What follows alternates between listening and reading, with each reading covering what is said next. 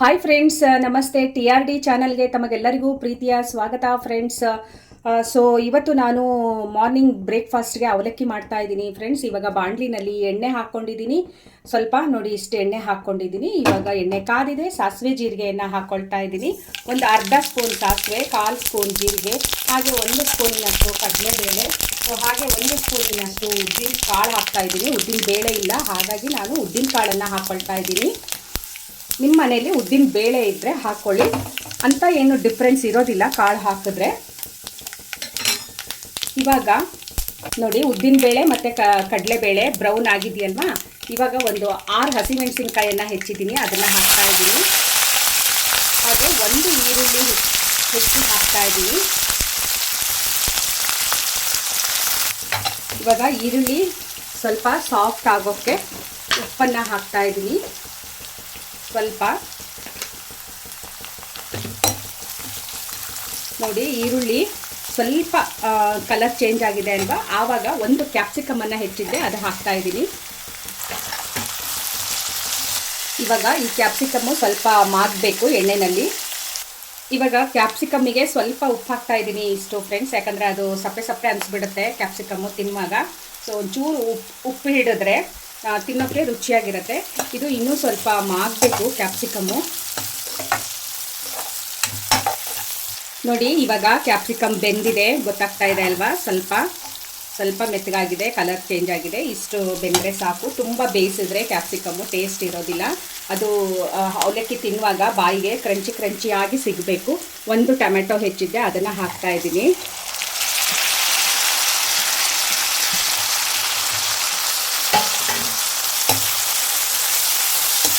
ಹೀಗೆ ಮಿಕ್ಸ್ ಮಾಡಿಬಿಟ್ಟು ಒಂದು 2 ನಿಮಿಷ ಬಿಡೋಣ, ಟೊಮೆಟೊ ಮಾಗಬೇಕು.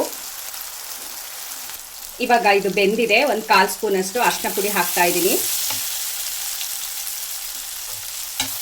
ನೋಡಿ ಎಷ್ಟು ಚೆನ್ನಾಗಿ ಕಲರ್ಫುಲ್ಲಾಗಿ ಕಾಣಿಸ್ತಾ ಇದೆ ಒಗ್ಗರಣೆ. ಆ ಟೊಮೆಟೊ, ಈರುಳ್ಳಿ, ಕ್ಯಾಪ್ಸಿಕಮ್ ಸಖತ್ತಾಗಿ ಕಾಣಿಸ್ತಾ ಇದೆ ಫ್ರೆಂಡ್ಸ್. ಇವಾಗ ನಾನು ಅರಿಶಿನ ಪುಡಿ ಹಾಕಿದ್ಮೇಲೆ ಒಂದು 2 ನಿಮಿಷದವರೆಗೂ ಸಿಮ್ಮಲ್ಲಿ ಇದನ್ನು ಬೇಯಿಸ್ತೀನಿ.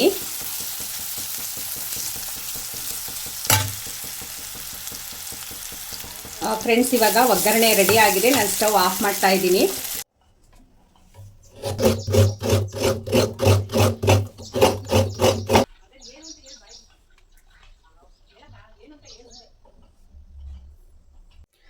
ಫ್ರೆಂಡ್ಸ್ ಕಾಯಿ ತುರಿದಿದ್ದಾಯಿತು. ನಾನು ಕಾಯಿ ತುರಿಯೋಕ್ಕೆ ನೋಡಿ ಈ ಥರದ್ದೊಂದು ಕಾಯಿ ತುರಿಯೋ ಮಣೆ ತೊಗೊಂಡಿದ್ದೀನಿ.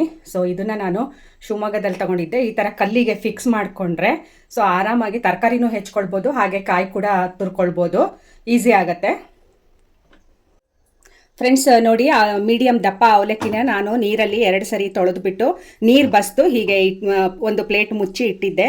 ನೋಡಿ ಇಷ್ಟು ಉದುರಾಗಿ ಮೆದುವಾಗಿ ಇದೆ ಅವಲಕ್ಕಿ. ಸೊ ಹೀಗೆ ಇರಬೇಕು ಅವಲಕ್ಕಿ. ಓಕೆ, ಇವಾಗ ಸ್ಟವ್ ಆಫ್ ಮಾಡ್ಕೊಂಡಿದ್ದೀನಿ ನಾನು. ಸೊ ಈ ಅವಲಕ್ಕಿನ ಇದಕ್ಕೆ ಹಾಕ್ತೀನಿ. ಹಾಕ್ಬಿಟ್ಟು ಚಂದ ಮಿಕ್ಸ್ ಮಾಡ್ಕೊಳ್ಳೋಣ ಫ್ರೆಂಡ್ಸ್. ಮಿಕ್ಸ್ ಮಾಡೋಕ್ಕೆ ಮುಂಚೆ ಇಷ್ಟು ಸಕ್ಕರೆ ಹಾಕ್ತಾ ಇದ್ದೀನಿ.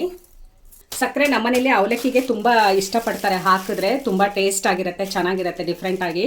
ಸೊ ನಿಮ್ಗೆ ಇಷ್ಟ ಇಲ್ಲ ಅಂದರೆ ಸಕ್ಕರೆನ ಹಾಕ್ತೇನೂ ಇರ್ಬೋದು.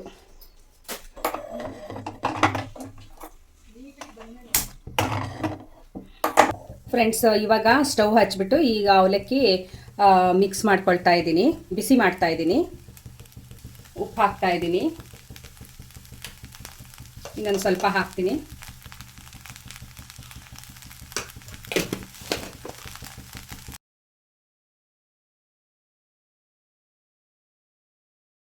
ಹಾಗೆ ಒಂದು ಅರ್ಧ ಹೋಳು ನಿಂಬೆಹಣ್ಣು ಹಿಂಡ್ತಾ ಇದ್ದೀನಿ ಫ್ರೆಂಡ್ಸ್.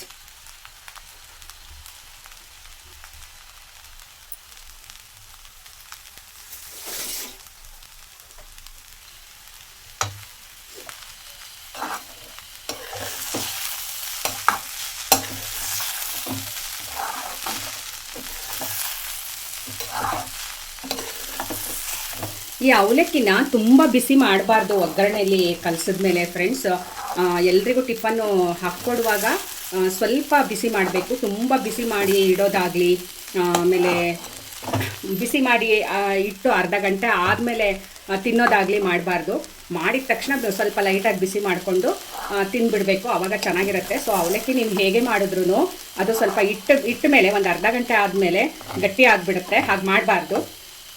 ಮತ್ತೆ ಮತ್ತೆ ಬಿಸಿ ಮಾಡಿದ್ರೆ ಅದು ಗಟ್ಟಿ ಆಗುತ್ತೆ, ತಿನ್ನೋಕೆ ಚೆನ್ನಾಗಿರೋದಿಲ್ಲ. ಸೊ ಈಗ ಅವಲಕ್ಕಿ ನಾನು ನೋಡಿ, ನಿಮಗೆ ಸ್ವಲ್ಪ ಹೊಗೆ ಕಾಣ್ತಾ ಇದೆಯಲ್ಲ ಅಡಿಯಿಂದ, ಅಷ್ಟೇ. ನಾನು ಮತ್ತೆ ಬಿಸಿ ಮಾಡೋದಿಲ್ಲ ಜಾಸ್ತಿ. ನೋಡಿ ಅವಲಕ್ಕಿ ಆಗೋಯ್ತು. ಸೊ ಇವಾಗ ಇದು ರೆಡಿ ಆಗಿದೆ ಅವಲಕ್ಕಿ. ಇದಕ್ಕೆ ನಾನು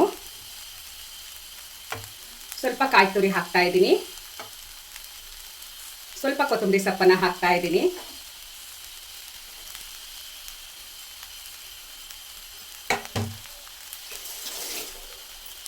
ಸೊ ನೋಡಿ, ನಾವು ಸರ್ವ್ ಮಾಡುವಾಗ ಅವಲಕ್ಕಿ ಮೇಲೆ ಹೀಗೆ ಕಾಯಿ ತುರಿಯನ್ನು ಹಾಕಿ ಮತ್ತು ಸ್ವಲ್ಪ ಕೊತ್ತಂಬರಿ ಸೊಪ್ಪನ್ನು ಹಾಕಿ ಹೀಗೆ ಕೊಟ್ಟರೆ ತಿನ್ನೋಕೆ ತುಂಬ ಚೆನ್ನಾಗಿರುತ್ತೆ. ಸೊ ನೋಡೋಕ್ಕೂ ಕೂಡ ಎಷ್ಟು ಚೆನ್ನಾಗಿ ಕಾಣಿಸ್ತಾ ಇದೆ. ಹೀಗೆ ಕೊಟ್ಟರೆ ಖುಷಿ ಖುಷಿಯಾಗಿ ತಿಂತಾರೆ ಅಲ್ವಾ ಫ್ರೆಂಡ್ಸ್. ಇವತ್ತಿನ ರೆಸಿಪಿ ನಿಮಗೆ ಹೇಗನ್ನಿಸ್ತು ಮರೀದೆ ಕಮೆಂಟ್ ಮಾಡ್ತೀರಾ ಅಲ್ಲ, ನಿಮ್ಮ ಕಮೆಂಟಿಗೆ ನಾನು ಕಾಯ್ತಾ ಇರ್ತೀನಿ. ಓಕೆ ಫ್ರೆಂಡ್ಸ್, ಬಾಯ್ ಬಾಯ್.